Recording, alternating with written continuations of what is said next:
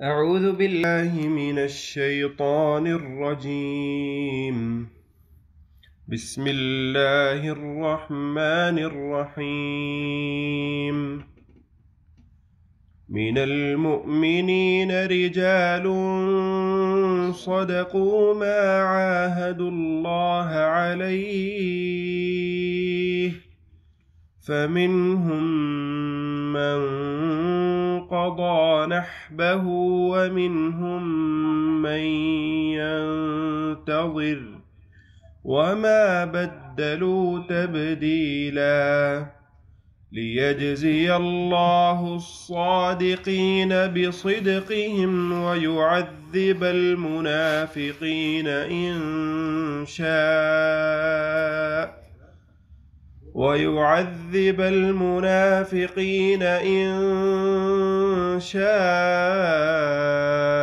أو يتوب عليهم إن الله كان غفورا رحيما.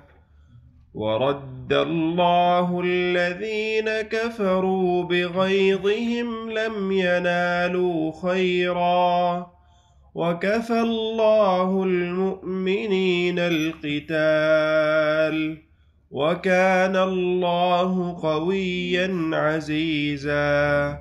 وأنزل الذين ظاهروهم من أهل الكتاب من صياصيهم وقذف في قلوبهم الرعب فريقا تقتلون وتأسرون فريقا وأورثكم أرضهم وديارهم وأموالهم وأرضا لم تطئوها وكان الله على كل شيء قديرا.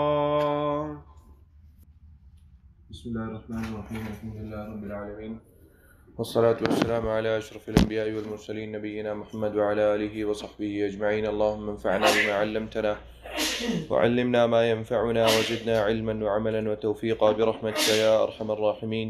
رب اشرح لي صدري ويسر لي أمري واحلل عقدة من لساني يفقهوا قولي. گزشتہ درس جو چند آیات ہم نے پڑھی، ان آیات کے اندر اللہ تعالیٰ نے تبصرہ فرمایا تھا اپنا منافقین پر، اور ان کے متعلق کچھ صفات، ان کے متعلق کچھ بات اللہ تعالیٰ نے فرمائی، اور ان کے متعلق کچھ مسلمانوں کو بتایا کہ منافق جو ہیں وہ کیا ہیں، ان کی کیا صفات ہیں، اور کس وجہ سے اللہ تعالیٰ ہمیں وہ بتا رہے تھے تاکہ ہم اپنے آپ کو اس چیز سے بچا سکیں، اس مکان سے، اس طرح کی جگہ پر ہم نہ پڑ جائیں جس طرح کی جگہ پر منافق لوگ ہیں. تو اس وجہ سے اللہ تعالیٰ نے وہاں پر وہ تبصرہ منافقین پر کیا، اور اس کے بعد اللہ تعالیٰ نے مومنین کے متعلق بات کرنا شروع کی. مومنین کے متعلق اللہ تعالیٰ نے تبصرہ فرمایا، اور آگے وہی تبصرہ آگے اللہ تعالیٰ مومنین کے متعلق اور مسلمانوں کے بارے میں اللہ تعالیٰ آگے ان کے ایمان کے متعلق بات کر رہے ہیں کہ وہ کون لوگ ہیں، کیا ہے، کس طرح اور کیوں اتنی اونچائیوں پر اللہ تعالیٰ نے ان کو فائز کیا ہے، وہ کس طرح اتنی اونچائیوں پر پہنچے، اللہ تعالیٰ کی یعنی اللہ تعالیٰ کا کیا فضل و کرم ان پر تھا، اور کیا ان کے اعمال اس طرح کے کیسے تھے، کون سے ایسے اعمال تھے جن کی وجہ سے وہ ایسے لوگ جانے گئے یا پہچانے گئے جن کی مثال پھر آتی قوموں کو اور آتی دنیا کو دی گئی مثال ان کی. اللہ تعالیٰ فرماتے ہیں من المؤمنین رجال صدقوا ما عاہدوا اللہ علیہ، مؤمنین میں سے، من المؤمنین مومنوں میں سے، رجال لوگ ہیں، صدقوا جنہوں نے سچا کر دکھایا، ما عاہدوا اللہ علیہ جو وعدہ کیا اللہ تعالیٰ نے ان سے، یعنی انہوں نے جو اللہ سے وعدہ کیا اس وعدے کو انہوں نے سچا کر دکھایا. یعنی نبی اکرم صلی اللہ علیہ وسلم کا نمونہ پہلے پیش کیا اللہ تعالیٰ نے، لقد کان لکم فی رسول اللہ اسوۃ حسنہ، نبی اکرم صلی اللہ علیہ وسلم کو اسوہ حسنہ بتایا. پچھلی 2 آیت ہیں ان کے اندر کہ نبی جو ہیں ان کی زندگی میں تمہارے لیے ایک بہترین نمونہ ہے، مثال ہے ان کی زندگی تمہارے لیے. اپنی زندگی اگر گزارنی ہے، اپنی زندگی کے معاملات کو دیکھنے ہیں، دنیاوی معاملات ہیں، اخروی معاملات ہیں، ازدواجی معاملات ہیں، بچوں کے درمیان کے معاملات ہیں، تمام معاملات، لقد کان لکم فی رسول اللہ اسوۃ حسنہ۔ اس کے بعد اللہ تعالیٰ نے ان لوگوں کا ذکر کیا جن لوگوں نے حقیقتاً نبی اکرم صلی اللہ علیہ وسلم کو اسوہ حسنہ جانا اور ان کی زندگی پر عمل کیا۔ اور وہ لوگ کون تھے؟ یہ مومنین اور صحابہ تھے۔ یہ نبی اکرم صلی اللہ علیہ وسلم کے بعد اب صحابہ کے متعلق بات کر رہے ہیں۔ وہ مومن لوگ، رجال، وہ لوگ ہیں صدقو، جنہوں نے سچا کر دکھایا، ما عاہد اللہ علیہ، جو وعدہ انہوں نے اللہ تعالی سے کیا۔ اور وہ وعدہ کیا تھا جو اللہ تعالیٰ سے انہوں نے کیا؟ یعنی کس وعدے کی طرف یہاں پر اشارہ، کس وعدے کی طرف ہو رہا ہے اس آیت کے اندر؟ صحابہ کرام نے بڑے بہترین انداز سے جو وعدہ کیا تھا، جو ایمان کا وعدہ کیا تھا، جو نبی اکرم صلی اللہ علیہ وسلم کی تعلیمات پر عمل کرنے کا وعدہ کیا تھا، اس کو بڑے بہترین انداز سے پورا کیا۔ اور وہ وعدہ کیا تھا؟ اس آیت کے اندر اشارہ ہے بیعت العقبہ اولا اور ثانیہ کی طرف۔ بیعت العقبہ جو ہوئی تھی، اب بیعت العقبہ کیا ہے؟ بیعت العقبہ یہ ہے کہ نبی اکرم صلی اللہ علیہ وسلم کے مکی زندگی کے آخری 3 سال جو تھے، 11 آپ صلی اللہ علیہ وسلم نے 13 سال گزارے نبوت کے بعد آپ صلی اللہ علیہ وسلم نے 13 سال مکہ میں گزارے، تو آخری 3 سال جو تھے ان کے اندر 11ویں ہجری یا 11واں سال، نبوت کا 11واں سال اور نبوت کا 12واں سال، یہ 2 سال تھے جن میں بیعت العقبہ واقع ہوئی۔ بیعت العقبہ اولا 11ویں سال میں واقع ہوئی، ذوالحجہ کے بعد، اور بیعت العقبہ ثانیہ یہ 12ویں سال میں واقع ہوئی، ذوالحجہ یا ذوالحجہ کے بعد۔ یہ 2 ہے بیعت العقبہ۔ اب ان کے اندر یہ کیا تھا؟ بیعت العقبہ کیا ہے؟ بیعت العقبہ یہ ہے کہ جب مدینہ کے لوگوں کو پتہ چلا کہ ایک نبی آئے ہیں، اور یہ وہی نبی ہیں جن کے متعلق یہودی ہمیں ڈراتے ہیں۔ یہودی یہ کہتے ہیں کہ تم لوگ تو بت پرست ہو، دین تم لوگوں کا کوئی نہیں ہے، تم لوگوں کے دین کی اصل کوئی نہیں ہے۔ تو یہ نبی کون ہے؟ یہ وہ نبی اللہ کی طرف سے کتاب دے کر بھیجے جائیں گے، اور ہم اس نبی پر ایمان لائیں گے، اور تم لوگوں کو عاد و ارم کی طرح بالکل نیست و نابود اور ختم کر دیں گے، قتل کر دیں گے، بالکل ختم کر دیں گے تم لوگوں کو ہم لوگ۔ تو یہ لڑائی جب بھی یہودیوں اور بت پرستوں کی مدینہ میں ہوتی تو یہ یہودی ڈراتے، مشرکین کو یہودی ہمیشہ ڈراتے۔ مشرکین کو جب پتہ چلا، وہ حج کرنے گئے، ان کو پتہ چلا کہ ایک نبی ہے اور آپ صلی اللہ علیہ وسلم کی بات سنی انہوں نے، وہ لوگ ایمان لے آئے۔ تو 11ویں ہجری کے اندر کچھ لوگ مدینہ سے آئے، خاص مدینہ سے، یہ بات سن کر کے وہ نبی آ چکا ہے جس کے متعلق یہودی ہمیں ڈرایا کرتے تھے۔ تو اس سے پہلے کہ یہودی اس کو جانے اور یہودی اس کے پاس پہنچ جائیں، ہم اس نبی کے پاس پہلے پہنچ جاتے ہیں۔ اب چونکہ مشرکین تھے، کوئی قاعدہ قانون، کوئی ضابطہ نہیں تھا، بس کیا ہے جی بت ہے، اس کی عبادت کر دینی ہے۔ زندگی کا کوئی قاعدہ نہیں تھا، اپنی ماں سے شادیاں کر لیتے تھے، باپ مر گیا ماں سے شادی کر لی۔ جو سوتیلی ماں ہے، جو سب سے بڑی بیوی ہوتی، اس کے بیٹے، چھوٹی بیوی جو باپ کی چھوٹی بیوی ہوتی، دوسری بیوی یا تیسری بیوی ہوتی، تو سب سے بڑی بیوی کے بیٹے تو دوسری یا تیسری بیوی سے شادی کر لیتے۔ اس کو مال سمجھا جاتا کہ اچھا جی اب یہ وراثت میں یہ تقسیم ہوگی، اب یہ جو عورت ہے یہ وراثت میں اب تقسیم ہوگی، اس کو شادی کرنے کی، اگلی شادی کرنے کی جو ہے اجازت نہ ہوتی۔ اس طرح کے قواعد و قوانین اور اس طرح کے بالکل جانوروں کی زندگی ایک طرح سے گزار رہے تھے۔ تو ان کو اس چیز کی کوئی پرواہ نہیں تھی کہ کیا یہ نبی بنی اسحاق سے ہے یا بنی اسماعیل سے ہے۔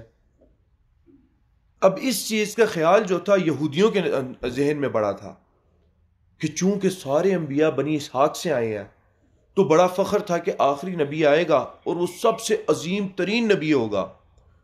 اور وہ چونکہ طبقاتی نظام بڑا سخت اور قوی رکھا ہوا یہودیوں نے، تو اس طبقاتی نظام کی سوچ کی بنا پر انہوں نے نبی اکرم صلی اللہ علیہ وسلم کا انکار کیا کہ بھئی یہ تو ہمارے خاندان سے ہی نہیں ہے، یہ تو بنی اسماعیل سے آ گیا، بنی اسحاق سے نہیں آیا۔ حالانکہ دونوں حضرت ابراہیم علیہ السلام کے بیٹے ہیں۔ اگر انصاف سے سوچا جائے تو ایک ہی جد بنتے ہیں، سب کے دادا سب کے ایک ہی بنتے ہیں، ابراہیم علیہ السلام۔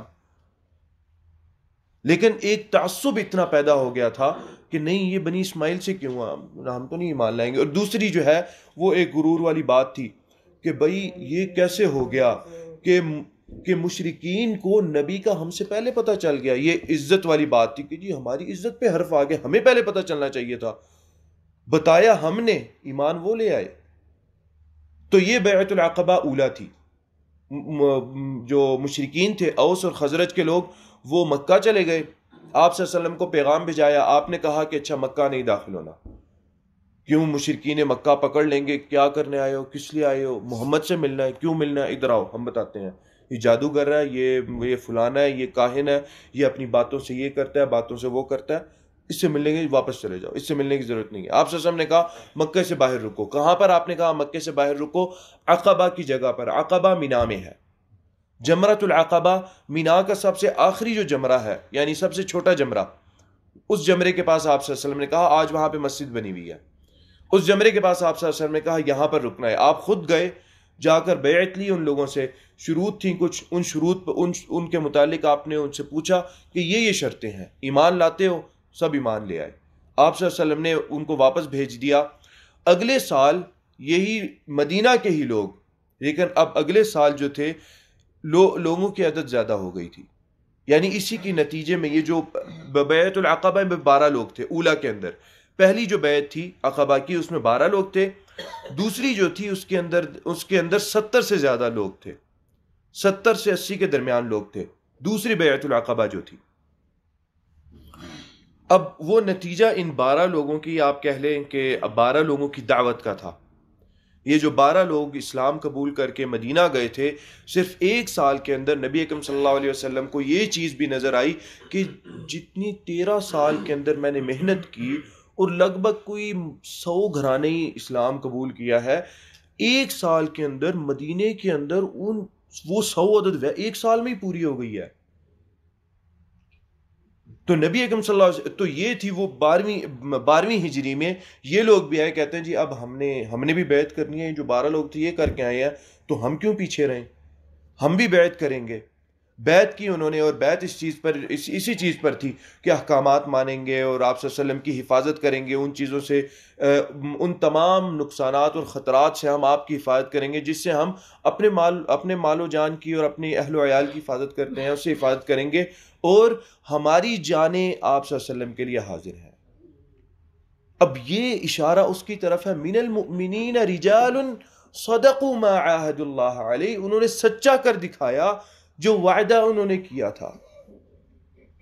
غزوہ احزاب کے جتنے بھی حوادث ہیں اور جتنے بھی معاملات ہیں ان کو پڑھ کے دیکھیں، فعلاً پتہ چلتا ہے. دیکھیں صحابہ کرام اتنے فرمانبردار تھے آپ صلی اللہ علیہ وسلم کے،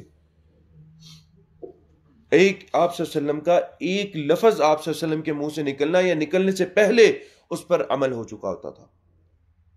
یہ بات ہو رہی ہے آپ صلی اللہ علیہ وسلم وضو کرتے، وضو کا قطرہ گرنے سے پہلے وہ ہر بندہ، وہ پانی بالکل زمین پہ نہیں گرتا جس سے آپ صلی اللہ علیہ وسلم وضو کرتے، وہ صحابہ کرام وہ لے لیتے، ایک قطرہ بھی ہاتھ میں آ رہا نا وہ ہم لے لیں، کیوں؟ برکت ہے اس کے اندر. اور یہ بات وہ جو رسول تھا کیسر کا جو رسول تھا، کسرا کا جو رسول ہے، اس نے ذکر کی کہ میں نے ایسے لوگ دیکھے ہیں کہ ان کا نبی یا جس کے جو پیروکار ہیں وہ اگر بلغم بھی پھینکے نا تو وہ اس کو زمین پہ نہیں گرنے دیتے، وہ اپنے ہاتھ میں لے لیتے ہیں. یہی بات ہے نا، حضرت عبداللہ بن زبیر، آپ سے وسلم نے ہجامہ کیا، خون نکلا، آپ سے وسلم نے کہا اچھا عبداللہ اس کو نا ایسی جگہ پر پھینک کے آؤ کوئی دیکھ نہ سکے. عبداللہ بن زبیر گئے، پھینک کر برتن لے گئے پھینکنے کے لیے، سوچا کہ یار خون تو آپ صلی اللہ علیہ وسلم کا ہی ہے، تو پھینک کے ضائع کیوں کر دوں، پی گئے.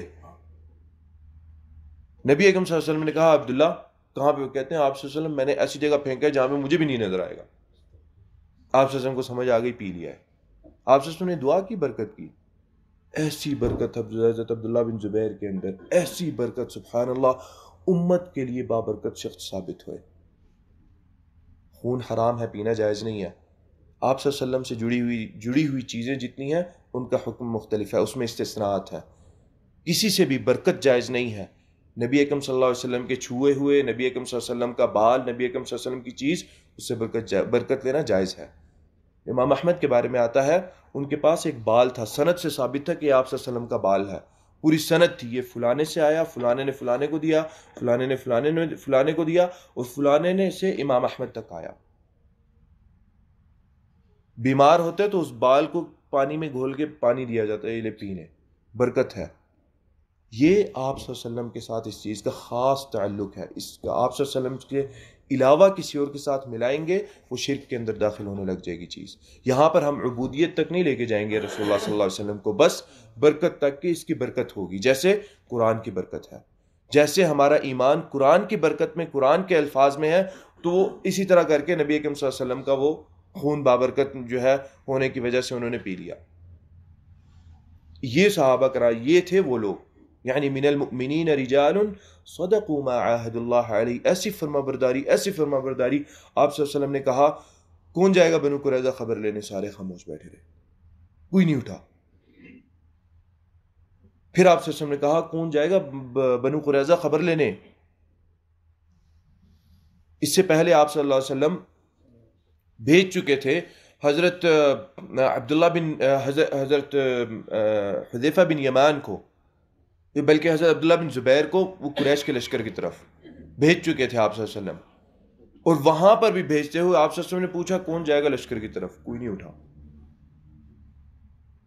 بات یہ نہیں ہے کہ نافرمانی کر رہے تھے، بات یہ ہے کہ وَبَلَغَتِ الْقُلُوبُ الْحَنَاجِرَ، ایک طبیعی خوف کی وجہ سے دل، جو اللہ تعالیٰ نے کہا کہ دل ان کے سینوں میں، سینے سے ان کے منہ کے اندر آ گئے تھے، وہ اصل میں حواس باختہ کچھ ہوئے ہوئے تھے صحابہ کرام، سمجھ نہیں آ رہی تھی کہ کیا کریں، کیا کہہ رہے ہیں، کیا پوچھ رہے ہیں۔ آپ صلی اللہ علیہ وسلم نے اٹھایا۔ کبھی کبھار یہ چیز کلاس کے اندر بھی ہوتی ہے، فصل کے اندر استاد کے ساتھ بیٹھے ہو، کوئی مشکل مسئلہ پیش آ جائے، یا استاد کی کوئی مشکل سوال پوچھ لیں، خاموش بیٹھے ہوتے ہیں، تو وہ ڈر سے، وہ بھی طالب جس کو جواب آتا بھی ہے نا، وہ بھی خاموش بیٹھا ہوتا ہے، خاص طور پہ اگر استاد اس کی طرف اشارہ کر دیں، اس کو آتا بھی ہو نا، وہ بھول جاتا ہے۔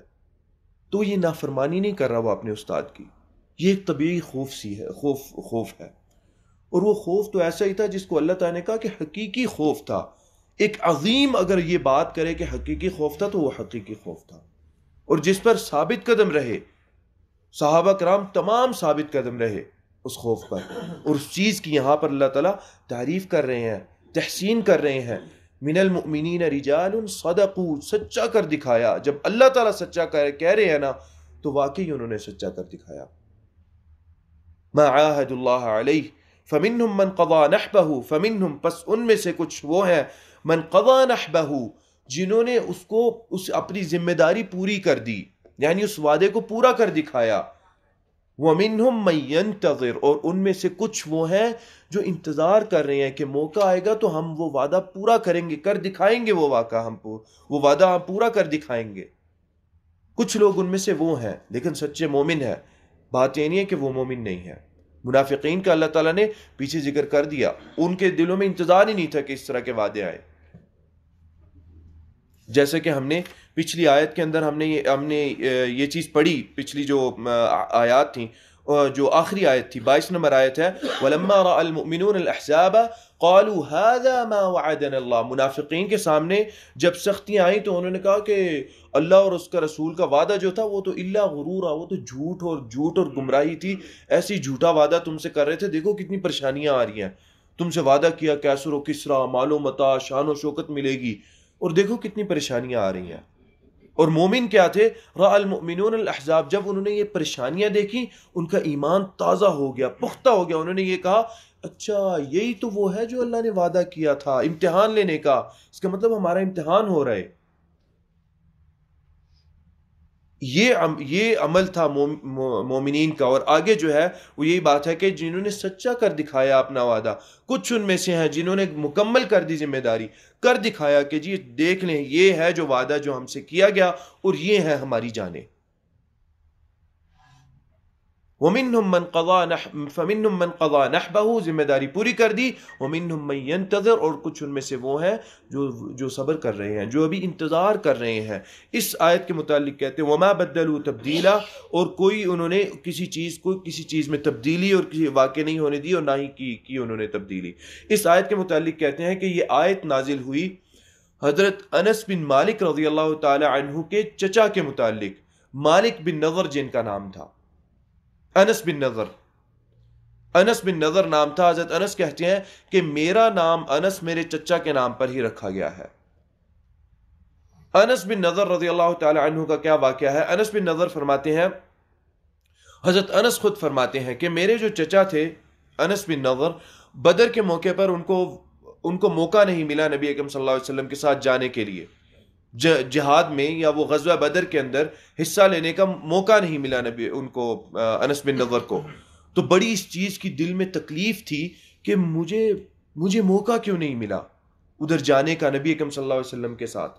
تو فرماتے ہیں کہ میرے چچا نے یہ بات کہی کہ اگلا جو موقع رسول اللہ صلی اللہ علیہ وسلم کے ساتھ ملے گا، وہ اس کو ضرور میں اس کو استعمال کروں گا، اور اس میں میں کر دکھاؤں گا، اور میں اللہ تعالیٰ کو بھی کر دکھاؤں گا کہ فعلاً حقیقتاً یہ ہم۔ پھر اس کے بعد کہتے ہیں کہ مجھے بری لگی کہ میں نے یہ بات کیوں کی ہے، کہ میں اللہ کو بھی اللہ کو جیسے پتہ نہیں، اللہ کو تو پتہ ہے۔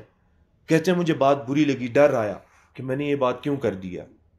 لیکن پھر جیسے ہی غزوہ احد کا معاملہ آیا، فوراً نکل کھڑے ہوئے اور غزوہ احد کے اندر شمولیت کی۔ انہوں نے ایسی شمولیت کی، ایسی شمولیت ان کی تھی کہ ثابت کر دکھایا کہ رجال صدقوا ما عاہد اللہ علیہ، جنہوں نے سچا کر دکھایا وہ جو انہوں نے وعدہ اللہ تعالیٰ سے کیا تھا۔ حضرت انس کہتے ہیں کہ میرے چچا انس بن نضر نکلے غزوہ احد پر، تو سعد بن معاذ ملے۔ کہتے ہیں کہ اے ابو عمرو، کہاں کی طرف جاتے ہو؟ اور یہ تب کی بات ہے جب مسلمانوں کو شکست ہوئی تھی، جب حضرت خالد بن ولید رضی اللہ تعالی عنہ پہلی ایک مسلمانوں کو کامیابی ملی، تو اس کامیابی کی وجہ سے تو جب جبل رماح پہ جو نبی اکرم صلی اللہ جبل رماح پر نبی اکرم صلی اللہ علیہ وسلم نے جو لوگ کھڑے کیے ہوئے تھے، جو تیر انداز کھڑے کیے ہوئے تھے، وہ یہ دیکھ کر نیچے اتر آئے کہ جی وہ کفار کا تو لشکر چلا گیا۔ حالانکہ آپ صلی اللہ علیہ وسلم نے یہ کہا تھا کہ اس جبل سے تم لوگ کبھی بھی نہیں اترو گے، ہمارے جو ہے وہ ہمارے حصے آدھے ہو جائیں، قیامت قائم ہو جائے، تم لوگوں نے اس جبل سے نہیں اترنا۔ لیکن وہ لوگ اتر گئے یہ دیکھ کر کہ جی جنگ تو ختم ہو گئی۔ لیکن حضرت سعد بن ابی وقاص کہتے ہیں میں پکارتا رہا کہ نہ اترو، نہ جاؤ، آپ صلی اللہ علیہ وسلم کا حکم ہے، تم لوگوں کا حصہ ملے گا۔ اگر لشکر بھاگا ہے مشرکین کا تو حصہ ملے گا تم لوگوں کو۔ حضرت خالد بن ولید رضی اللہ تعالی عنہ کی جو تھی وہ ایک جنگی تدبیر تھی، اسٹریٹجی تھی ایک، وہ جبل احد کے پیچھے سے چکر لگا کے واپس آ گئے، اور پھر مسلمانوں کو جو ہے وہ ایک شکست کا سامنا کرنا پڑا، جو اس چیز کی وجہ سے جو نبی اکرم صلی اللہ علیہ وسلم کے امر کی انہوں نے مخالفت کی تھی، اس کی وجہ سے اللہ تعالیٰ نے جو ہے ان کو شکست ان کو تھوڑی سی دیکھنی پڑی مسلمانوں کو۔ تو جب شکست دیکھنی پڑی، ایک شیطان نے آواز لگائی کہ تو نبی اکرم صلی اللہ علیہ وسلم فوت ہو گئے ہیں اور نبی اکرم صلی اللہ علیہ وسلم گزر چکے ہیں۔ تو انس بن نضر تھے، کہتے ہیں کہ اب زندہ رہنے کا کیا فائدہ، اگر آپ صلی اللہ علیہ وسلم گزر چکے ہیں، اب زندہ رہنے کا کوئی فائدہ نہیں، میں اس دنیا میں اب نہیں رہنا چاہتا۔ کہتے ہیں چلے حضرت سعد بن معاذ رضی اللہ تعالی عنہ جو غالباً اوس کے سردار تھے، کہتے ہیں ابو عمرو الی این، کہاں جاتے ہو، کس کی طرف؟ یعنی معاملہ سارے خاموش بیٹھے ہیں، پریشان ہے، کوئی رو رہا ہے، کوئی پتہ نہیں آپ صلی اللہ علیہ وسلم کہاں پر ہے، نہیں نظر آ رہے، کیونکہ آپ صلی اللہ علیہ وسلم جبل پہ چڑھ گئے تھے، پہاڑ پہ چڑھ چکے تھے آپ صلی اللہ علیہ وسلم، نہیں نظر آ رہے، سمجھ نہیں آ رہی کیا معاملہ ہے۔ تو کہاں جاتے ہو؟ کہتے ہیں مجھے پہاڑ کے پیچھے سے جنت کی خوشبو آتی ہے، جا کے ایسا لڑے کہ ان کے جسم پر 80 سے زیادہ جو تھے وہ زخم تھے، تلوار کے اور تیر کے اور نیزے کے 80 سے زیادہ زخم تھے ان کے اوپر، اتنے زخم تھے ان کے جسم پر کہ ان کی جو جثہ تھی، ان کی جو باڈی تھی، وہ پہچاننا مشکل ہو چکی تھی۔ پھر کہتے ہیں کہ ان کی بہن آئی، ربیعہ بنت نضر نام تھا ان کا۔ حضرت انس کہتے ہیں کہ میری پھپھو آئیں ربیعہ بنت نضر، انہوں نے آ کر میرے بھائی کو ان کے انگلیوں کے پوروں سے پہچانا کہ یہ تو میرا بھائی انس بن نضر ہے۔ اتنے نشانات جسم پہ تھے، اتنے، اور یہ ہے وہ بات وَمِنْهُمْ مَن يَنْتَظِرُ، کچھ تھے جنہوں نے وعدہ پورا کر دیا، یعنی بدر میں جنہوں نے اپنا وعدہ پورا کر دکھایا نبی اکرم صلی اللہ علیہ وسلم کے ساتھ، وہ پورے جوش اور جذبے کے ساتھ لڑے، جانیں انہوں نے اپنی پیش کر دی۔ وَمِنْهُمْ مَن يَنْتَظِرُ، اور ان میں سے کچھ ہیں جو بالکل سچے مومن ہیں لیکن وہ انتظار کر رہے ہیں کہ ہمیں موقع ملے تو ہم وہ دکھائیں، وہ وعدہ، وہ پورا وعدہ کر دکھائیں جو وعدہ ہم لوگوں نے کیا ہے۔ دیکھیں یہاں پر جو جس چیز کی اللہ تعالیٰ تحسین کر رہے ہیں، جس چیز کی تعریف کر رہے ہیں، وہ سچائی کی تعریف کر رہے ہیں، اس چیز کی جو لوگوں کو علیحدہ کرتی ہے منافقین سے۔ منافق کی آپ صلی اللہ علیہ وسلم نے نشانیاں بتائیں۔ آپ صلی اللہ علیہ وسلم نے پہلی نشانی بتائی کہ اذا وعد اذا حدث کذب، جب بات کرتا ہے تو جھوٹ بولتا ہے، پہلی نشانی جھوٹ کی بتائی۔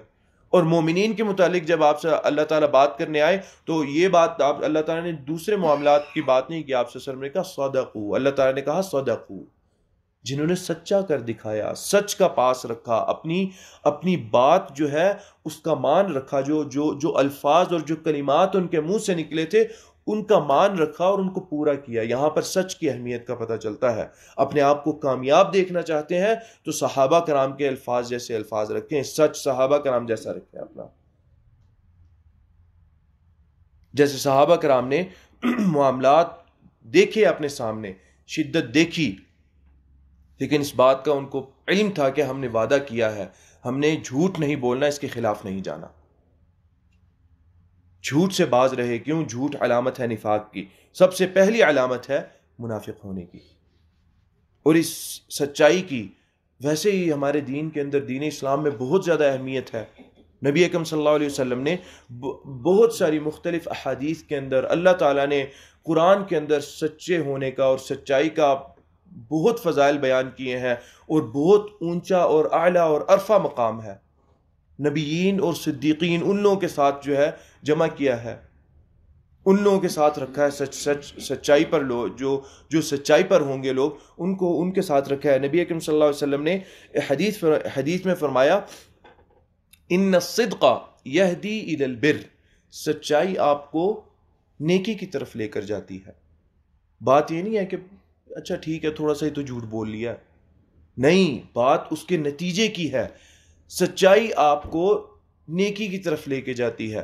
وَإِنَّ الْبِرَّ يَهْدِي إِلَى الْجَنَّةِ، اور جو نیکی ہے وہ کہاں تک لے کے جاتی ہے؟ جنت تک لے کے جاتی ہے۔ وَإِنَّ الرَّجُلَ يَتَحَرَّ الصِّدْقَ حَتَّى يُكْتَبَ عِنْدَ اللَّهِ صِدِّيقًا، ایک شخص ہے وہ سچ بات کرتا ہے اور سچ بات پر رہتا ہے یہاں تک کہ اللہ تعالیٰ کے ہاں وہ سچا لکھ دیا جاتا ہے اس کو۔ اللہ تعالیٰ اپنے لوگوں کے سامنے بیان کرتے ہیں کہ یہ دیکھو، اس میرے بندے کو دیکھو کتنا سچائی پر ہے، یہ جو وعدہ اس نے کیا، یہ جو بات اس نے کی، وہ سچائی کے ساتھ اس بات پر ہے، جھوٹ نہیں بول رہا۔ یہ ہے صفات مومن کی۔ اور اس کے بعد آگے نبی اکرم صلی اللہ علیہ وسلم نے فرمایا وَإِنَّ الْكَذِبَ يَهْدِي إِلَى الْفُجُورِ، فجور کی طرف، جھوٹ آپ کو گناہ کی طرف لے کے جاتا ہے اور گناہ جہنم لے کے جاتی ہے۔ وَإِنَّ الرَّجُلَ يَكْذِبُ يَتَحَرَّى الْكَذِبَ حَتَّى يُكْتَبَ عِنْدَ اللَّهِ كَذَّابًا، کہ ایک شخص ہے وہ جھوٹ بولتا ہے، اتنا جھوٹ بولتا ہے یا وہ جھوٹ پر ہی رہتا ہے یہاں تک کہ اللہ تعالیٰ اس کو موصوف کر دیتے ہیں جھوٹے سے کہ یہ بندہ جھوٹا ہے۔ سچائی کی اہمیت نہ ہوتی تو نبی اکرم صلی اللہ علیہ وسلم اس طرح کے حدیثہ بیان کرتے۔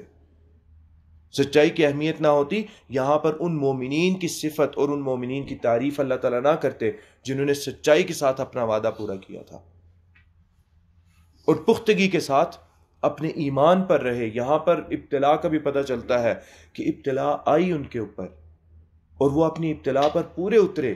مسند احمد کی ایک حدیث ہے، اس میں نبی اکرم صلی اللہ علیہ وسلم سے حدیث ہے، غالباً حضرت عبداللہ بن مسعود رضی اللہ تعالیٰ عنہ سے یہ حدیث آتی ہے، کہتے ہیں ای الناس اشد بلاء، لوگوں میں سے سب سے شدید ابتلا اور سب سے شدید امتحان کس پر آتا ہے؟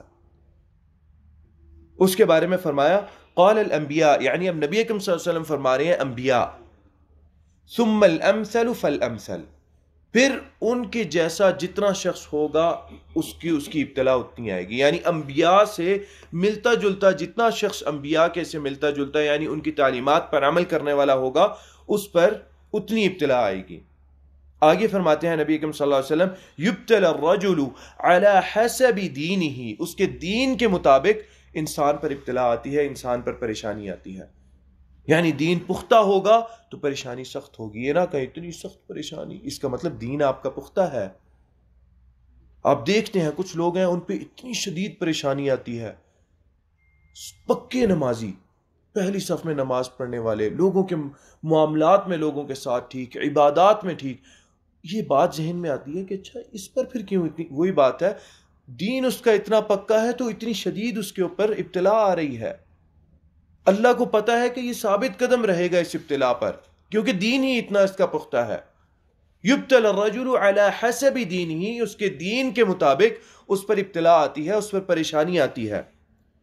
فإن كان في دینہ صلابة، اگر اس کے دین میں پختگی ہے تو آگے فرماتے ہیں زید صلابة، تو وہ پریشانی اس کی پختگی اور زیادہ پختہ کر دیتی ہے، اس کے ایمان کو اور زیادہ پختہ کر دیتی ہے. کیونکہ اس شدید ابتلا اور پریشانی اور امتحان میں انسان کو واپس اپنے نفس میں جا کے اپنے ایمان کو اور ٹٹولنا پڑتا ہے، اور دیکھنا پڑتا ہے کہ میں اور اپنا ایمان پختہ کروں تاکہ میں اس پریشانی پر پورا اتروں. آگے فرماتے ہیں وَإِن كَانَ فِي دِينِهِ رِقَّةً، اگر اس کے دین میں نرمی ہے، خُفِّفَ عَنْهُ، سبحان اللہ، اللہ تعالیٰ کی طرف سے بھی دیکھیں خُفِّفَ عَنْهُ، اس کی ابتلا اور پریشانی اسی دین کے نرم دین کے مطابق آتی ہے. تھوڑی پریشانی آتی ہے، تھوڑی ابتلا آتی ہے. یہ نہ سمجھے کہ اچھا یار میرے اوپر تو پریشانیاں آتی ہیں، ایزی ہوتا ہے، آسان ہوتا ہے. بات یہ نہیں ہے. جس پر سخت پریشانی آ رہی ہے اس کا مطلب اس کا ایمان سخت ہے، اس کا ایمان پختہ ہے. یہ اللہ تعالیٰ کی طرف سے اس کے لیے خوشخبری ہے اس دنیا کے اندر کہ ایمان پختہ ہے. کمزور ایمان والے پر ایسی پریشانی نہیں اللہ تعالیٰ لاتے. اللہ تعالیٰ بھی عادل ہے، ظالم نہیں ہے اللہ تعالیٰ. آگے فرماتے ہیں، آگے اس کا جو نتیجہ ہے یہ دیکھیں، پریشانی کا نتیجہ دیکھیں.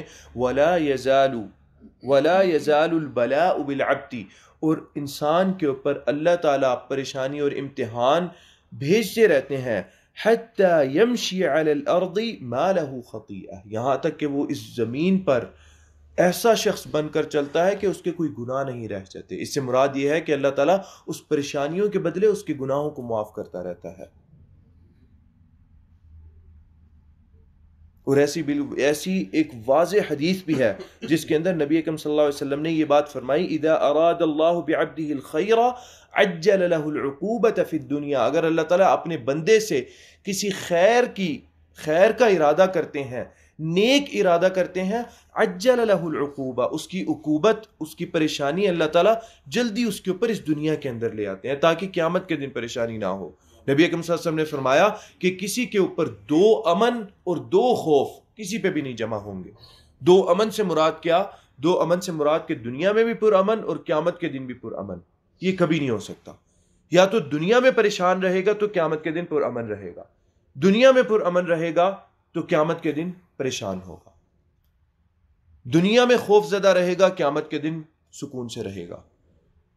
دنیا میں سکون سے اور بے غم آرام سے رہا تو قیامت کے دن غم زدہ اور خوف زدہ رہے گا. تو عجل له العقوبہ. ہمیں اس لیے قدر پر ایمان، اسی لیے تو کہتے ہیں کہ ہم نے قدر پہ ایمان کیوں لانا ہے.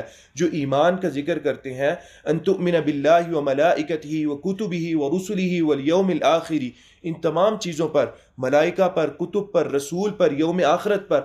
آخری چیز کس کا ذکر کیا؟ والقدر خیرہ وشرہ. قدر اچھا ہو یا برا ہو، برا ہمارے نزدیک یعنی ابتلا ہمارے نزدیک بری ہوتی ہے، پریشانی آ گئی ہے، ابتلا آ گئی ہے، ہمارے نزدیک بری ہے. اللہ کے نزدیک کیا ہے؟ اللہ کے نزدیک وہ خیر ہے کہ اللہ تعالیٰ عقوبت، پریشانی پہلے لا رہے ہیں تاکہ دنیا میں اس کی تمام گناہ کا کفارہ ہو جائے، قیامت کے دن اس کو جنت میں ڈال دے. قیامت کے دن تو تمنا کریں گے کہ کاش وہ پریشانی کچھ اور زیادہ ہو جاتی، ہمارے درجات بلند ہو جاتے. قیامت کے دن پھر یہ تمنا نہیں ہوگی کہ ہم جنت میں قیامت کے دن تمنا ہوگی کہ اچھا اتنے سے جنت میں داخل ہو گئے، اچھا تھوڑی اور ہو جاتی، ہمارے درجات بلند ہو جاتے. قیامت کے دن درجات کی پھر تمنا کریں گے. جو لوگ جنت میں بھی داخل ہو جائیں گے وہ درجات کی تمنا کریں گے. یہ ایسے ہی نہیں نبی اکرم صلی اللہ علیہ وسلم نے احادیث بیان کی کہ ابتلا اور پریشانی کسی شخص پر آتی ہے تو وہ اس لیے نہیں آتی کہ اللہ تعالیٰ کا جو ہے وہ مکروہ شخص ہے یا اللہ تعالیٰ اس سے غصہ رکھتے ہیں اس سے، بلکہ اللہ تعالیٰ محبت کرتے ہیں اس سے، اللہ تعالیٰ خیر کا نیک ارادہ اس سے رکھتے ہیں، اس لیے اس دنیا میں اس پہ پریشانی آئی، خاص طور پر دین پر چلنے والے لوگ۔ اور دین پر چلنے والے لوگ جو ہیں یا عام طور پر جو نماز روزہ اس کا خیال رکھتے ہیں لوگ کہ ہم نے وقت سے پڑھنا ہے، پابندی سے یہ معاملات کرنے ہیں، اور اسلامی آداب اور اخلاقیات اور بچوں کی تربیت، ان کے اوپر پریشانی آ رہی ہے، اس کا مطلب اللہ تعالیٰ محبت کرتے ہیں آپ سے، اس لیے پریشانی آپ پر آ رہی ہے۔ جس پر اللہ تعالیٰ اس سے محبت نہیں کرتے، جس پر پریشانی نہیں ہے۔ پریشانی اب مختلف انداز سے مختلف طریقوں میں اس دنیا میں ہر بندے پر آتی ہے۔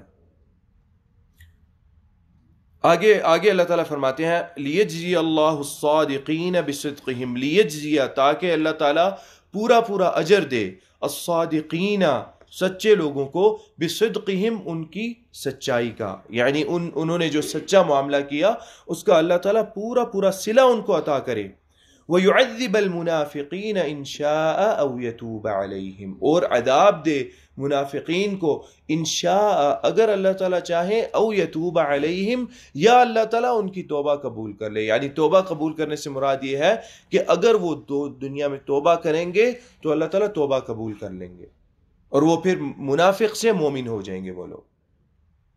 لیکن جنت میں داخل ہونے کے لیے مومن ہونا ضروری ہے۔ اپنی عبادات کا خیال رکھنا ہے تو اپنے معاملات ٹھیک کریں، معاملات کا خیال رکھنا ہے تو عبادات کو ٹھیک رکھیں۔ یہ دونوں ساتھ ساتھ یہ چیزیں چلتی ہیں۔ جو لوگ یہ بات کہتے ہیں نا کہ اچھا لوگوں کو نماز کے پیچھے لگا دیا ہے، لوگوں کے اخلاق ٹھیک کرو، یہ بات غلط ہے۔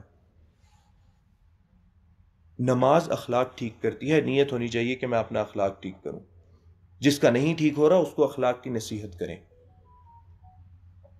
اخلاق ہے تو یہ نہ کہ اخلاق اور فلانا اور یہ ہے اور وہ ہے، اس کو عبادات اور معاملات دونوں ساتھ ساتھ چلتے ہیں۔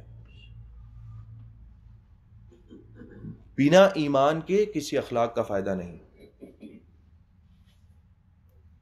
ہاں، ایمان کے ساتھ اخلاق نہ ہو تو ایمان میں کمی ہوگی، شاید اس کے مطابق اس کے برابر اللہ تعالیٰ کچھ عذاب دے دیں، کچھ پریشانی اللہ تعالیٰ لے آئیں، اخلاق اچھا نہ ہو لیکن ایمان ہے، کچھ پریشانی لے آئیں تاکہ وہ کفارہ ہو جائے ہمارے برے اخلاق کا، یا ہم سیکھ لیں اس پریشانی سے اور اپنا اخلاق بدلیں لوگوں کے ساتھ۔ اللہ تعالیٰ کی جزا بڑے مختلف انداز سے آتی ہے۔ سزا اور جزا کا معاملہ خاص طور پہ مومن کے ساتھ اللہ تعالیٰ کا معاملہ تو خیر کا ہی معاملہ ہے، جیسے کہ نبی اکرم صلی اللہ علیہ وسلم نے حدیث میں فرمایا کہ ان امر المؤمنین کلو خیر، کچھ اس طرح کے الفاظ ہیں کہ مومن کا معاملہ خیر ہی ہے اس دنیا میں۔ اگر پریشانی آتی ہے تو صبر کرتا ہے اور وہ اس کے لیے خیر ہے، آسانی آتی ہے، اگر کوئی نعمت اس کے پاس آتی ہے تو وہ شکر کرتا ہے تو اس کے لیے خیر ہے، اس کے لیے نعمت ہے، اس کے لیے اجر کا باعث ہے۔ تو اگر ہم تھوڑا سا غور کریں، تھوڑا سا دیکھیں تو یہ بات کہنے سے پہلے ہم 100 بار سوچیں گے کہ اللہ تعالیٰ تو منصف نہیں ہے، اللہ تعالیٰ نے یہ کیوں کیا اس کے ساتھ، اللہ تعالیٰ نے فلانے کے ساتھ کیوں کیا، فلانے کا بچہ اللہ نے کیوں مار دیا، فلانے لوگ زلزلے کے اندر آ گئے، وہ لوگ تو یہ اتنا اچھا کرتے تھے ان پر زلزلہ کیوں آ گیا، فلانے لوگ تو ایسے تھے ان پر سیلاب کیوں آ گیا، فلانا۔ اللہ تعالیٰ امتحان لیتے ہیں، کیا پتا اگر وہ برے لوگ ہیں ان پر مصیبت آئی ہے تو اللہ تعالیٰ اس مصیبت کے نتیجے میں ان کے گناہ معاف کرنا چاہتے ہیں کہ بھئی میں ہی کوئی چیز بھیج دیتا ہوں، اگر توبہ نہیں کرتے کوئی ایسی پریشانی بھیج دیتا ہوں جس سے تم لوگ کے گناہوں کا کفارہ بنے۔ تو یہ بات کہنے سے پہلے بندہ 100 دفعہ سوچے کہ میں اللہ تعالیٰ کو منصف اور عادل کی کیٹیگری میں میں اصل میں میں اس کے لائق بھی ہوں اللہ تعالیٰ کو اس پیمانے پر رکھنے کے۔ آگے فرماتے ہیں اللہ تعالیٰ ان اللہ، بے شک اللہ تعالیٰ، کانا تھا غفوراً، بخشنے والا، رحیمہ، رحم فرمانے والا، یعنی تھا ماضی میں، اور ماضی میں اگر تھا تو ابھی بھی اللہ تعالیٰ بخشنے والے ہیں اور رحم فرمانے والے ہیں۔ اگر کسی سے گناہ ہوا، کوتاہی ہوئی، کوئی مسئلہ ہوا تو توبہ کریں، استغفار کریں، پریشانی آئے تو اس پر ڈرنے کی ضرورت نہیں ہے، اس پریشانی کو کوشش کریں کہ اپنے پورے ایمان کے ساتھ اس پریشانی پہ پورا اتریں تاکہ وہ ہمارے لیے ہمارے گناہوں کا وہ کفارہ بنے اور تاکہ ہم اللہ تعالیٰ کی آنکھوں کے نزدیک محبوب شخص بنے۔ آگے اللہ تعالیٰ فرماتے ہیں وَرَدَّ اللَّهُ الَّذِينَ كَفَرُوا، پچھلی آیت وہ بھی ہے، پچھلی آیت کے اندر لِيَجْزِيَ اللَّهُ الصَّادِقِينَ بِصِدْقِهِمْ، سچے لوگوں کی بات ہو رہی ہے، تو جنہوں نے بیعت العقبہ والا جو وعدہ ہے سچا کر دکھایا، ان کو اللہ تعالیٰ جزا عطا کریں گے۔ ایسی بات نہیں ہے کہ ان کو جزا نہیں عطا ہوگی اور ان پر اللہ تعالیٰ اپنی نعمتیں نہیں نازل کریں گے، فعلاً انہی لوگوں پر اللہ تعالیٰ نے بعد میں نعمتیں نازل فرمائی۔ غزوہ احزاب کے بعد کہتے ہیں، غزوہ احزاب کے بعد کسی مشرک نے اور کسی کافر قوم یا قبیلے نے مسلمانوں پر ہمت نہیں کی اٹیک کرنے کی، کسی بندے نے ہمت نہیں کی۔ اس کے بعد پھر نبی اکرم صلی اللہ علیہ وسلم چھوٹے چھوٹے سرایا اور صحابہ کرام کو بھیجتے کہ جی اچھا فلانے قبیلے کی طرف جاؤ، ان کو دین کی دعوت دینا، یا اگر نہیں مانتے تو پھر ان لوگوں سے لڑ لینا، جنگ ہو جائے گی، اور اس طرح کر کے آپ صلی اللہ علیہ وسلم پھر، لیکن کسی نے ہمت اس کے بعد نہیں کی۔ پورے جزیرہ عرب کے اندر کسی نے ہمت نہیں کی، اور مسلمانوں کی خوف کی دھاک بیٹھ چکی تھی، وہ دھاک بیٹھ چکی تھی جزیرہ عرب سے باہر، اور وہ پھر حضرت ابو بکر اور حضرت عمر کے زمانے میں وہ واضح ہونے لگی، وہ اوپر اٹھنے لگی کہ اوہو یہ لوگ اب ہم تک بھی پہنچ گئے ہیں، کیونکہ جزیرہ عرب اب مکمل ہو چکا تھا، پورا ایک طرح سے اسلام اور حکومت جو تھی مسلمانوں کی اور خلافت جزیرہ عرب پر مسلمانوں کی تھی۔ لیکن نبی اکرم صلی اللہ علیہ وسلم کے ہوتے ہوئے غزوہ احزاب کے بعد کسی نے ہمت نہیں کی کہ وہ مسلمانوں پر چڑھائی کرے۔ اس چیز سے سارے لوگ باز آ گئے کہ بھئی 3000 10,000 کو ایسی جو ہے شکست دی، ایسی شکست دی کہ پوری دنیا اب اس کو دیکھ رہی ہے کہ ایسی شکست انہوں نے پورے عرب کو دے دی۔ اور آگے وہی اس کے متعلق اللہ تعالیٰ فرما رہے ہیں وَرَدَّ اللَّهُ الَّذِينَ كَفَرُوا، رَدَّ لوٹایا اللہ تعالیٰ نے، کن کو؟ الَّذِينَ كَفَرُوا، جنہوں نے کفر کیا، یعنی اس سے مراد کون ہے؟ غزوہ احزاب کے اندر جو لشکر مسلمانوں کے خلاف آئے تھے ان کو اللہ تعالیٰ نے لوٹا دیا واپس۔ کیسے لوٹایا؟ اس چیز کا ذکر پچھلی آیات کے اندر گزرا ہے کہ اللہ تعالیٰ ہواؤں کو لے آئے، اور اللہ تعالیٰ ایسے لشکر کو لے آئے جن کو ہم نہیں دیکھ سکتے تھے، یا جن کو اللہ تعالیٰ نے کہا کہ تم نہیں دیکھ سکتے، صحابہ کرام اور نبی اکرم صلی اللہ علیہ وسلم وہ نہیں دیکھ سکتے تھے، ایسے لشکر کو اللہ تعالیٰ نے بھیجا، اور ان کی جو ہے وہ ساری چیزیں تباہ و برباد ہو گئیں، ان کی ہانڈیاں الٹ گئیں، ان کی دیگیں جو تھیں، ان کے جو خیمے تھے وہ نکل گئے، سارا معاملہ۔ اور ہر قبیلے کا سردار اپنے قبیلے کو بلا کر کہتا کہ النفیر النفیر، واپس چلو، یہاں پر اب کچھ بھی نہیں رہ گیا ہمارے لیے اس سوائے اس کے کہ ہم اپنا منہ اور یہاں پر بیٹھ کے کالا کریں، نکلو یہاں سے۔ ہم لوگوں نے قریش کی بات مانی، ان کی بات کے اندر، ان کی بات میں ہم لوگ آ گئے، اب یہاں سے نکلو اور اب اپنی خیر مناؤ کہ یہی لوگ، یہ مدینہ کے لوگ 3000 جن کے خلاف ہم کھڑے ہوئے ہیں مل کر، اب یہی لوگ ہمارے پاس آنے والے ہیں، اب نکل جاؤ یہاں سے، سارا کچھ تباہ و برباد ہو گیا ہے، 25 دن ہو گئے ہیں، ہمارا کھانا ہر چیز ختم ہو گئی ہے، کچھ نہیں رہ گیا، اب نکلو یہاں سے۔ یہ تھی وہ نعمت اللہ تعالیٰ کی جو اللہ تعالیٰ نے صبر اور ابتلاء کے بعد بخشی، اور یہ اللہ تعالیٰ ہر بندے کو دیتا ہے۔ بس یہ صحابہ کرام نے صبر کیا، ہم بھی صبر کریں۔ صبر نہیں کرتے، ہمارا دل کرتا ہے 2 دن صبر ہوا، تیسرے دن ہمارا کام مکمل ہو جائے، تیسرے دن ہمارے اوپر اللہ تعالیٰ کی مدد آ جائے ہمارے اوپر کہیں سے، اور ہمارے معاملات سارے سیدھے ہو جائیں تیسرے دن۔ چوتھے دن ہم اگر نہیں معاملہ ہوتا تو ہم شک کرنے لگتے ہیں کہ بھئی کیا ہے، کس طرح، میں تو نماز بھی پڑھتا ہوں، نعوذ باللہ۔ ہماری نمازیں کیا صحابہ کرام کی نمازیں جیسی ہیں؟ ایسی نمازیں کہ وہ کھڑے ہو کر نماز پڑھتے، صحابی کھڑے ہو کر نماز پڑھ رہے تھے اور لشکر کا پہرا دے رہے تھے۔ انہوں نے سوچا کہ میں کھڑے ہو کے پہرا ہی دے رہا ہوں نا لشکر کا، تاکہ کوئی آنے لگے تو وہ دیکھ کے چونک جائے کہ بندہ کھڑا ہے، پہرا دے رہا ہے، تو میں نے کھڑا ہی ہونا ہے نا، میں نماز شروع کر دیتا ہوں۔ کھڑے ہو کر نماز شروع کر دی، کفار کے لشکر سے دور سے تیر آیا، تیر اندر لگا، دوسرے صحابی سو رہے تھے جن کا پہرے کی جو ٹائمنگ رکھی ہوئی تھی، ڈیوٹیز رکھی ہوئی تھی، ابھی تم کرو گے، اس کے بعد میری شفٹ ہوگی، اس کے بعد تمہاری ہوگی، اس کے بعد میری شفٹ ہوگی۔ جن کی شفٹ تھی وہ کھڑے ہو کے نماز پڑھنے لگ گئے، جن کا ابھی آرام کا وقت تھا وہ سو رہے تھے، وہ ان کی آنکھ کھلی پہلے صحابی کے خون سے، ان کا خون تیر لگا، پتہ ہی نہیں چلا نماز پڑھ رہے ہیں۔ ایسی نمازیں تھیں ان لوگوں کی۔ صحابی نے اٹھ کے پکڑا ان کو کہ بھئی کیا ہوا ہے، تمہیں پتہ نہیں ہے، تیر لگا ہے تمہیں، خون تمہارا بہہ کر، یعنی اتنا خون بہہ گیا کہ ان کے جسم سے اتر کر ان صحابی تک خون پہنچا۔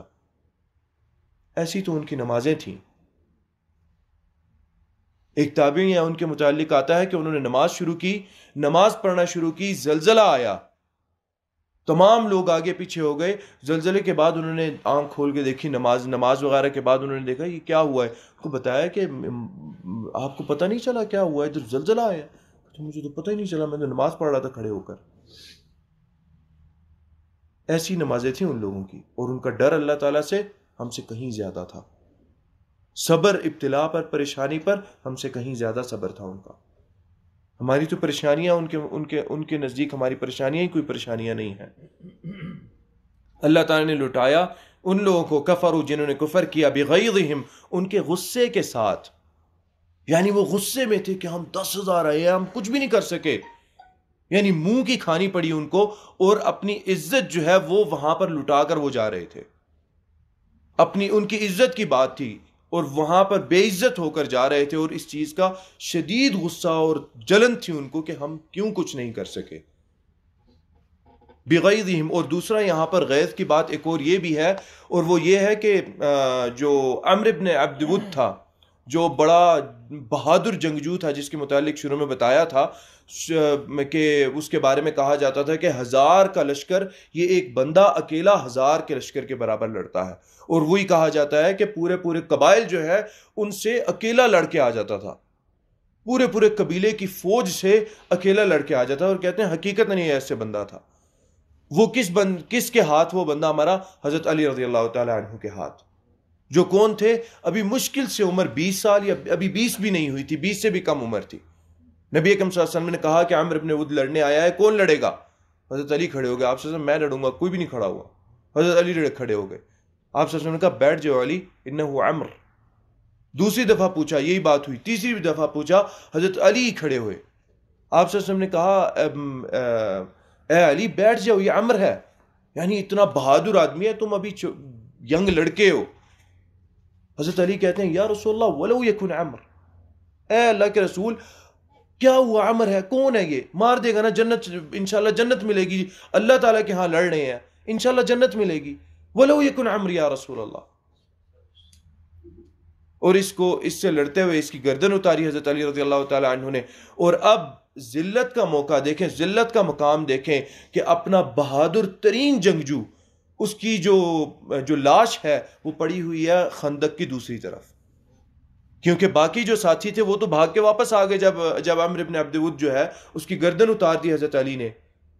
اب لاش پڑی ہوئی ہے ادھر. اب ایک اور ذلت کا مقام کہ اب ہم اپنے بہادر ترین جنگجو کی، جس کی گردن ایک چھوٹے سے لڑکے نے اتار دی ہے، اب اس کی لاش ہم واپس لیں کسی طرح. اب ان کے نزدیک کہ یہ اتنا بڑا عظیم آدمی تھا، تو مسلمان جو ہیں وہ کچھ طلب کریں گے. انہوں نے 10,000 درہم جمع کیے اور انہوں نے کہا کہ بھئی یہ لو اور ہمیں ہمارے بندے کی لاش دے دو. نبی اکرم صلی اللہ علیہ وسلم نے فرمایا کہ جاؤ لے جاؤ، ہم مردوں کے پیسے نہیں لیتے، ہم مردوں سے کمائی نہیں کرتے.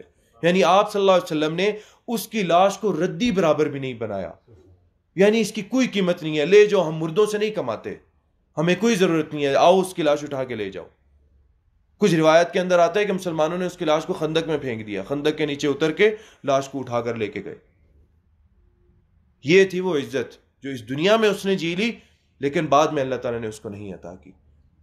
اور جو عزت اللہ تعالیٰ ایک مسلمان کو عطا کرتے ہیں، جو کندھا اللہ تعالیٰ مسلمان کو عطا کرتے ہیں، اس کی وفات سے جو چیز شروع ہو جاتی ہے، اس چیز پر ہمیں سوچنا چاہیے کہ اللہ تعالیٰ نے ایک مسلمان کو کتنی عزت اور کتنا احترام نصیب کیا ہے اس دنیا کے اندر. اور وہ کس وجہ سے ہے؟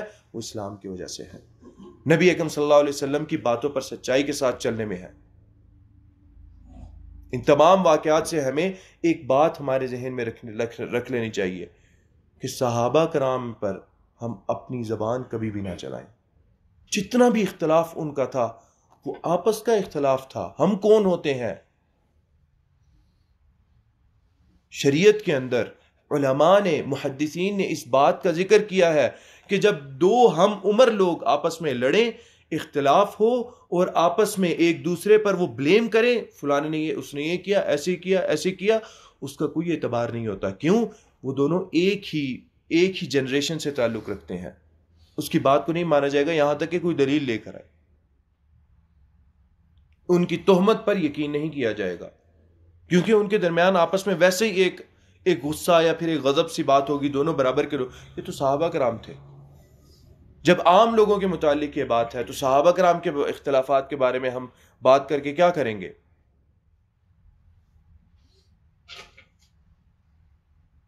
عمر بن عبد العزیز رحمہ اللہ، ان سے پوچھا گیا. اب بات وہی ہے کہ لوگ جو فتنہ پرور لوگ ہوتے ہیں نا، وہ اس زمانے میں بھی علماء اور خلفاء اور اس طرح کے لوگوں سے پوچھا کرتے تھے اس طرح کے سوالات کا کہ نکلے کچھ تاکہ ہم وہ فتنہ کھڑا کریں. حضرت عمر بن عبد العزیز جو تھے وہ خلیفہ بن چکے تھے. ان سے پوچھا گیا کہ ما تقول فی علی وعثمان وصفین وجمل وما جرى بینہما، کیا آپ کیا کہتے ہیں علی اور عثمان رضی اللہ تعالی عنہ کے وہ مابین جو بھی معاملہ تھا اور جس طرح بھی وہ معاملات ہوئے، یعنی وہ حضرت عثمان جو تھے وہ شہادت اللہ تعالی نصیب فرمائی ان کو، اور پھر حضرت علی جو تھے ان کا موقف جو تھا، ان کا کیا موقف تھا، اور حضرت معاویہ تھے ان کا کیا موقف تھا، ایک مختلف موقف تھے ان کے، کچھ اختلاف آپس میں پیدا ہو گیا.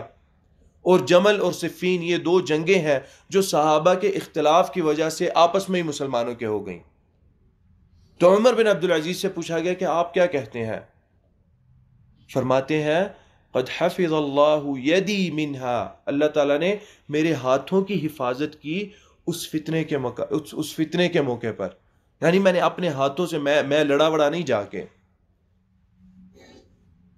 ولا اغمس لسانی فیہا، اور اب میں اپنی زبان اس میں ڈبونا نہیں چاہتا، اپنی زبان کو اس میں آلودہ نہیں کرنا چاہتا ان پر بات کر کے. یہ صحابہ تھے.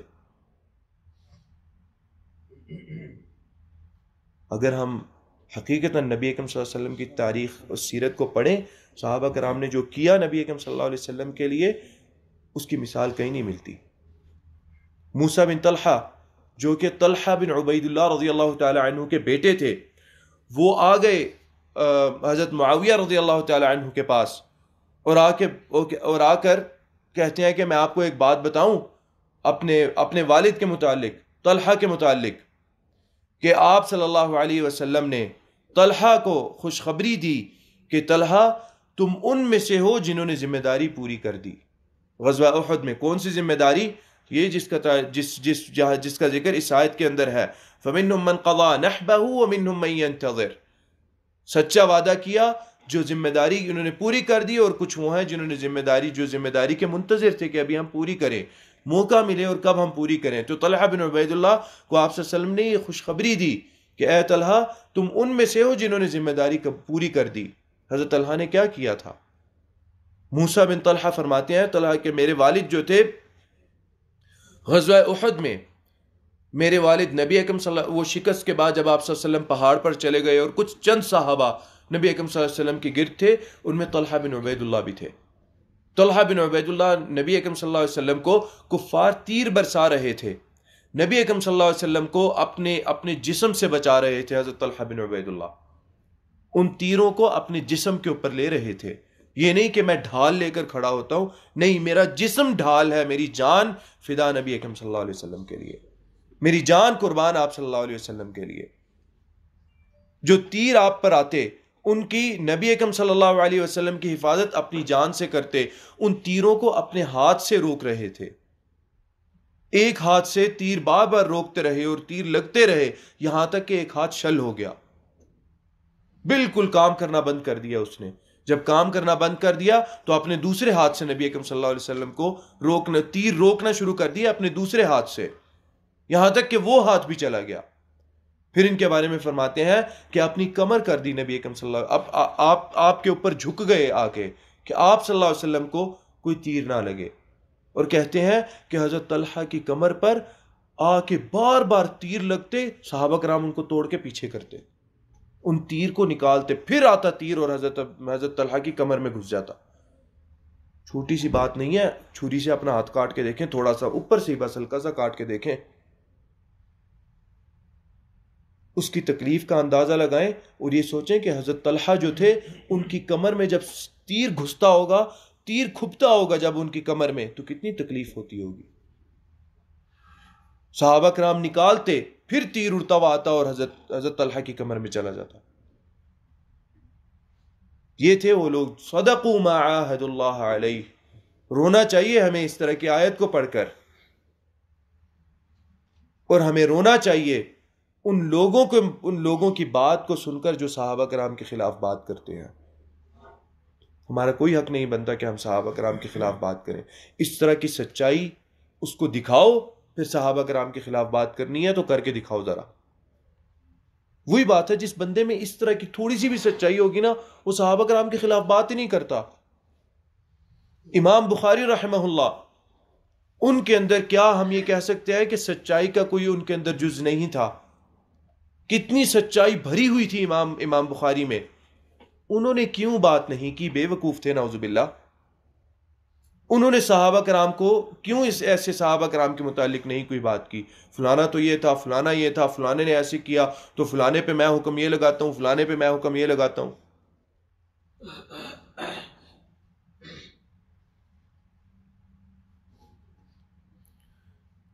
آگے اللہ تعالیٰ فرماتے ہیں بغیظہم، اپنے غصے کے ساتھ اللہ تعالیٰ نے ان کو واپس بھیج دیا. لم ینالوا خیرا، ان کو کوئی خیر نہیں نصیب ہوئی. یعنی غزوہ احزاب سے کفار کو کسی طرح کی خیر نہیں نصیب ہوئی. ان کا سارا مال و متاع تباہ ہوا، ان کے جو ریسورسز تھے وہ ختم ہوئے، جو جنگ کے لیے انہوں نے یوز کیے تھے، استعمال کیے تھے، وہ سارے تباہ برباد ہو گئے. ان کا سب سے جو ہے قوی جنگجو وہ مر گیا ایک بچے کے ہاتھوں، ایک جوان لڑکے کے ہاتھوں، حضرت علی رضی اللہ تعالی عنہ.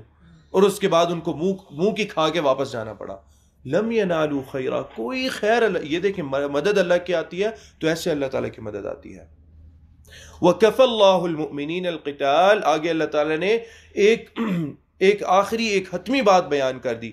وَكَفَى، اور کافی ہے اللہ تعالیٰ مومنین کو ان کے قتال میں، ان کی لڑائی میں اللہ تعالیٰ مومنین کو اللہ کافی ہے. تو یہ کیا ہے؟ یقین اللہ تعالیٰ پر رکھنا ہے کہ مدد اللہ تعالیٰ کی آئے گی، تھوڑا صبر کرنے کی ضرورت ہے. وَكَانَ اللَّهُ، اور تھا اللہ تعالیٰ قَوِيًّا، قوی، طاقتور، عزیزہ، زبردست اور بردبار. اللہ تعالیٰ سے دعا ہے کہ جو کہا اور جو سنا اللہ تعالیٰ اس پر عمل کرنے کی توفیق عطا فرمائے. اس سچے ایمان، وہ سچا ایمان اور وہ سچائی اللہ تعالیٰ ہمیں نصیب کرے جو صحابہ کرام کے اندر تھی. اس کا کوئی جزو ہی ہمیں اللہ تعالیٰ عطا کر دیں تو شاید ہم سمجھتے ہیں کہ ہمارے لیے بڑی کامیابی ہوگی. اللہ تعالیٰ کے ہاں ہم کچھ پیش کرنے کے لائق ہوں گے کہ اللہ تعالیٰ یہ اتنی سی کچھ شاید سچائی تھی، آپ ناپ لیں، تول لیں اللہ تعالیٰ، اور وہ سچائی ہماری اللہ تعالیٰ کرے کہ وہ ہمارے کلمہ توحید کے اندر، لا الہ الا اللہ کے اندر اور ہمارے ایمان کے اندر اللہ تعالیٰ وہ سچائی ڈال دے. اللہ تعالیٰ سے دعا ہے جو کہا اور جو سنا اللہ تعالیٰ اس پر عمل کرنے کی توفیق عطا فرمائے. قد قلت ما قلت ان صوابا فمن اللہ وان خطأ فمنی والشیطان واستغفر اللہ انہ کان غفارا. تلاوت کریں گے نالو کا ثلاثی مجرد بتا. لم ینالو خیرا، لم ینالو، نالا یہ ماضی ہے، نالا، ہاں جی، نون الف لام، نالا ینالو. اصل میں ینالو مضارع کا ینالو ہے، ینالو واو کے ساتھ نہیں ہے، واو اور الف علامت ہے جمع کی. ینالو یہ جمع کی علامت ہے، یہ جمع کا صیغہ ہے. اصل میں اس کا واحد کا صیغہ ینالو، لام پہ پیش ہے صرف، ینالو. اور اس کا جو ثلاثی آپ کہیں گے یا ماضی اس کو کہیں گے نالا، پہنچا ان کو. چلیے اللہ یجزیک الخیر. بارک اللہ فیک. اعوذ باللہ من الشیطان الرجیم، بسم اللہ الرحمن الرحیم. من المؤمنین رجال صدقوا ما عاهدوا اللہ علیہ فمنهم من قضى نحبه ومنهم من ينتظر وما بدلوا تبديلا ليجزي الله الصادقين بصدقهم ويعذب المنافقين إن شاء ويتوب عليهم إن الله كان غفورا رحيما. ورد الله الذين كفروا بغيظهم لم ينالوا خيرا وكفى الله المؤمنين القتال وكان الله قويا عزيزا. وأنزل الذين ظاهروهم من أهل الكتاب من سياصيهم وقذف في قلوبهم الرعب فريقا تقتلون وتأسرون فريقا وأورثكم أرضهم وديارهم وأموالهم وأرضا لم تطئوها وكان الله على كل شيء قديرا.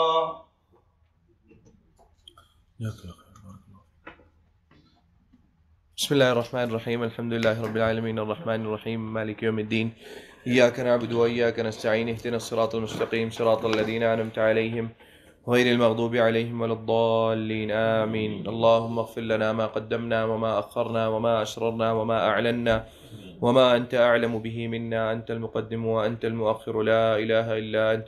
اللهم إنك عفو تحب العفو فاعف عنا. اللهم إنك عفو تحب العفو فاعف عنا. اللهم إنك عفو كريم تحب العفو فاعف عنا. اللهم بلغنا شهر رمضان برضوانك. اللهم بلغنا شهر رمضان برضوانك والعفو من نيرانك والعفو من نيرانك. اللهم أجرنا من النار. اللهم أجرنا من النار. اللهم أجرنا من النار. ربنا تقبل منا إنك أنت السميع العليم وتب علينا إنك أنت التواب الرحيم. رب ارحمهما كما ربياني صغيرا. رب ارحمهما كما ربياني صغيرا. رب ارحمهما كما ربياني صغيرا. ربنا تقبل منا إنك أنت السميع العليم وتب علينا إنك أنت التواب الرحيم. وصل اللهم وسلم على نبينا محمد وعلى آلہ وصحبہ اجمعین. اگلا جمعہ انشاءاللہ چونکہ رمضان میں آئے گا تو وہ انشاءاللہ ظہر کی نماز کے بعد ہوگا. جمعے کی نماز کے بعد 1 بجے تقریباً انشاءاللہ باذن اللہ اگلا درس جو ہے وہ شروع ہوگا. جمعے کی نماز کے بعد 1 بجے، چونکہ وہ رمضان میں ہوگا. بدھ کو یا جمعرات رمضان شروع ہو رہا ہے، دیکھیں جب بھی شروع ہوتا ہے.